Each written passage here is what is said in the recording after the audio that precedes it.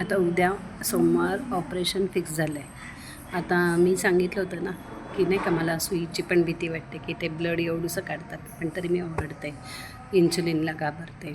Soft माझा इन्सुलिनचा pen आहे, त्याची आधी भीती वाटली ती, पण आता थोडी सवय झाली आहे. पण मला अजून एक विषय आठवला म्हणून सांगते की माझ्या 3 डिलिव्हऱ्या झाल्या आहेत. मला 2 मुली, 1 मुलगा आहे.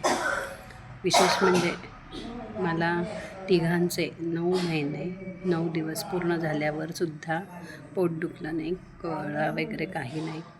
शेवटी 10व्या दिवशी मला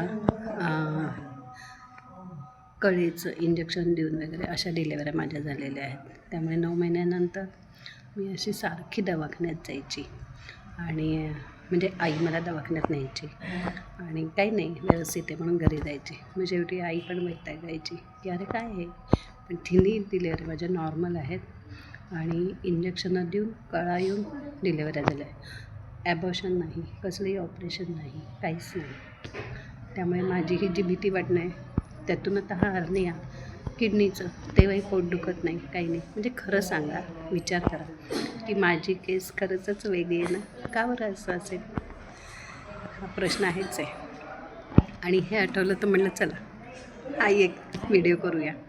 तिन्ही डिलेवऱ्या असूनही नॉर्मल आणि 9 महिने 9 दिवस होऊन कळेचं इंजेक्शन घेऊन मग आता आज मी हसते, उद्याचं काय माहिती.